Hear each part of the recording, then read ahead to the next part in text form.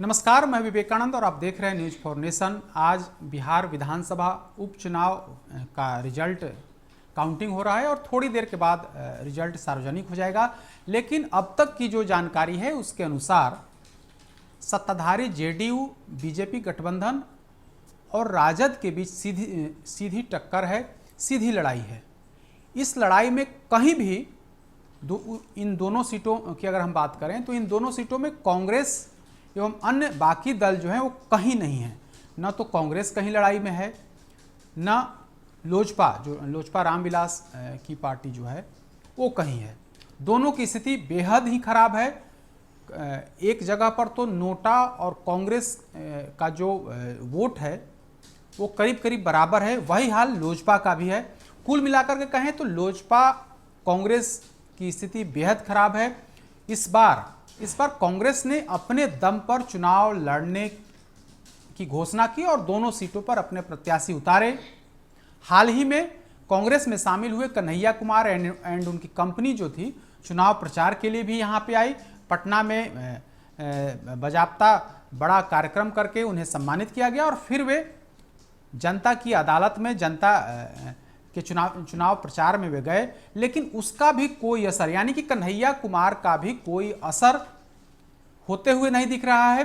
कुशेश्वर स्थान में जहां से कांग्रेस पार्टी ने पूरी ताकत झोंक दी थी, तमाम बड़े नेता राहुल गांधी और सोनिया गांधी को छोड़ दिया जाए, मतलब जो राष्ट्रीय नेताओं को छोड़ दिया जाए तो बाकी के जो दूसरे दर्जे और तीसरे दर्जे के जो नेता थे वे तमाम नेताओं ने पूरी ताकत झोंक दी कुशेश्वर स्थान में।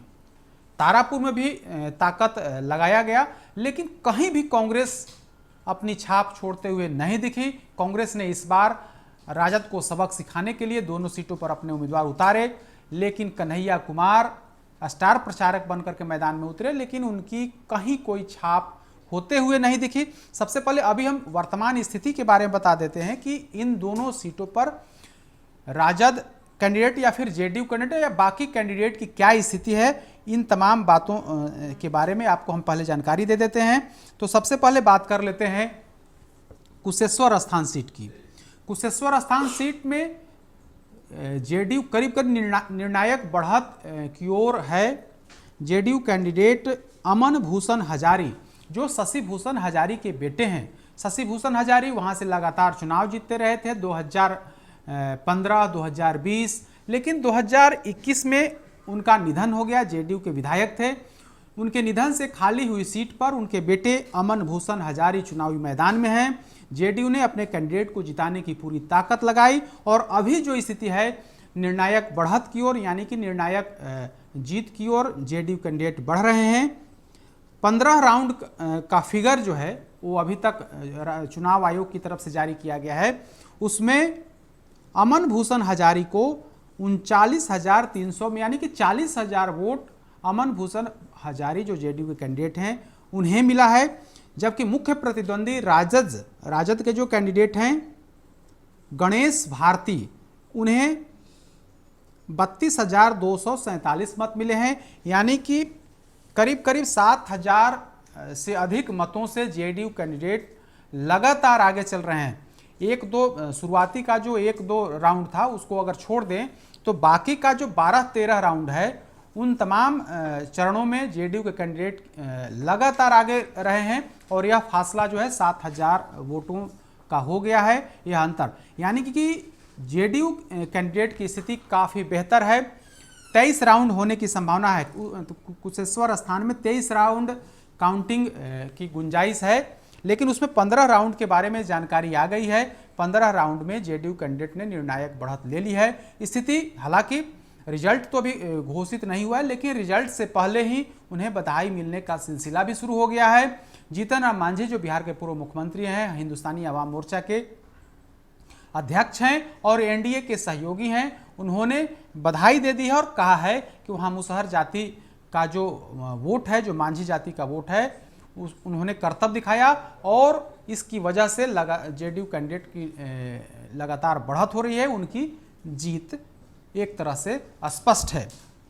अब जरा तारापुर में आइए। तारापुर में थोड़ी गिनती स्लो है। अभी तक की जो जानकारी है उसमें 8 जो चुनाव आयोग की तरफ से जानकारी दी गई है उसमें 8 चरण का जो टैली है, जो वोट परसेंट है, जो वोटिंग है, उसके बारे में जानकारी दी गई है। उसमें जेडीयू कैंडिडेट पिछड़ रहे हैं।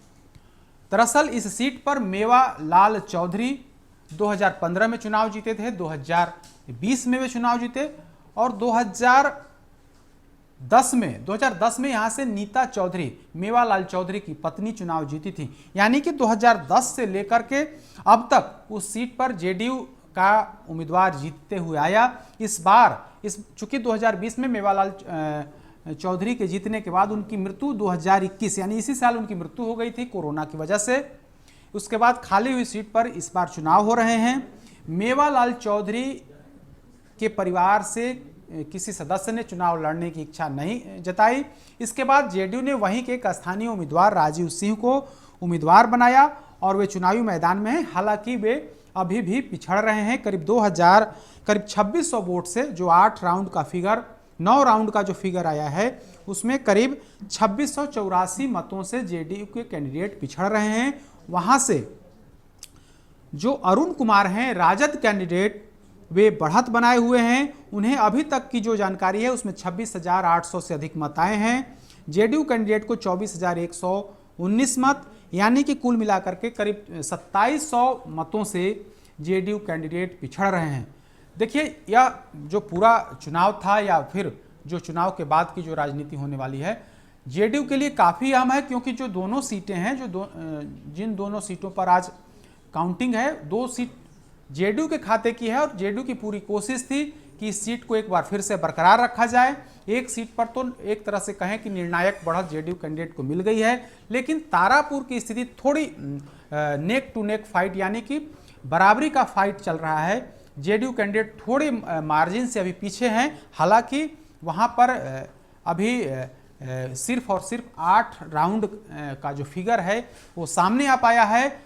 अगर इसके बाद यानी कि जेडीयू और राजद कैंडिडेट की बात को अगर छोड़ दें तो बाकी जरा हम कांग्रेस और एलजेपी की बात कर लेते हैं। तारापुर में कुमार चंदन हैं, लोक जनशक्ति पार्टी रामविलास के कैंडिडेट, उन्हें 2074 मत मिले हैं। कांग्रेस की अगर हम बात करें तो कांग्रेस के राजेश कुमार मिश्रा जो ब्राह्मण समुदाय से आते हैं, कांग्रेस ने वहां पर गेम खेला था और एक जो एनडीए का जो कैडर वोट होता है उस समाज से उम्मीदवार उतारा था ताकि एनडीए कैंडिडेट को नुकसान हो। उन्हें सिर्फ और सिर्फ 792 मत मिले हैं। अभी तक का जो जानकारी है 792 मत मिले हैं और नोटा को 773 मत, यानी कि कांग्रेस और नोटा के बीच, कांग्रेस कैंडिडेट और नोटा के बीच बराबरी की लड़ाई है। नोटा में भी 773 मत गया है, जबकि कांग्रेस कैंडिडेट को 792 मत मिले हैं, यानी कि कांग्रेस कैंडिडेट की स्थिति काफ़ी खराब है। कुशेश्वर स्थान में अगर हम कुशेश्वर स्थान की बात करें तो 15वें राउंड के बाद कांग्रेस कैंडिडेट अतिरेक कुमार थे वहां पे, चूंकि कुशेश्वर स्थान में अतिरेक कुमार को लेकर के कांग्रेस नेताओं ने पूरी ताकत झोंकी थी, तो उन्हें 3560 मत अभी तक मिले हैं। जबकि लोजपा जो लोक जनशक्ति पार्टी है, अंजू देवी, उन्हें 4188 मत मिले हैं, यानी कि कांग्रेस कैंडिडेट को लोजपा कैंडिडेट से कम मत मिले हैं, जबकि वहां नोटा को 1981 मत मिले हैं। तो कुल मिलाकर के कहें तो स्थिति कांग्रेस के लिए काफ़ी खराब रहा। हालांकि लोजपा की स्थिति भी काफ़ी खराब रही। तारापुर सीट लोजपा के जो सुप्रीमो है, लोजपा रामविलास गुट के जो सुप्रीमो है चिराग पासवान, उनके संसदीय क्षेत्र में आता है। उस संसदीय क्षेत्र में लोजपा कैंडिडेट की स्थिति खराब है। तो समझ सकते हैं कि चिराग पासवान ने जिस तरीके से एकला चलो की तर्ज पर अकेले चुनाव लड़ने का निर्णय लिया, तो उनके कैंडिडेट को 2000-2500 के आसपास मत इसमें आए हैं। हालांकि कुशेश्वर स्थान में 5000 के करीब वोट मिलते हुए दिखा है लोजपा रामविलास को।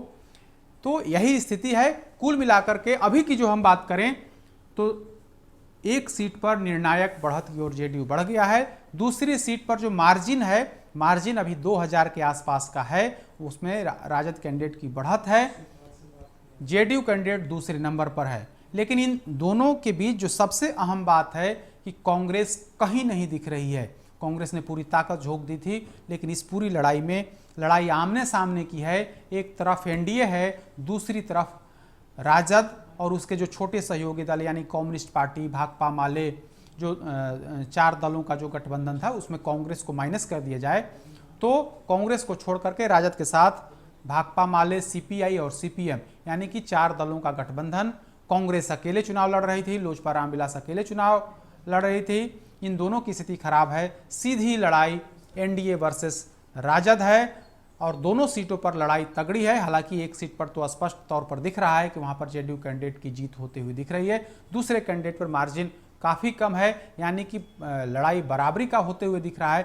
थोड़ी देर के बाद रिजल्ट सामने होगा जिसमें देखना होगा कि किस कैंडिडेट की जीत मिलती है। अधिक अपडेट्स के लिए देखते रहिए न्यूज़4 नेशन। नमस्कार।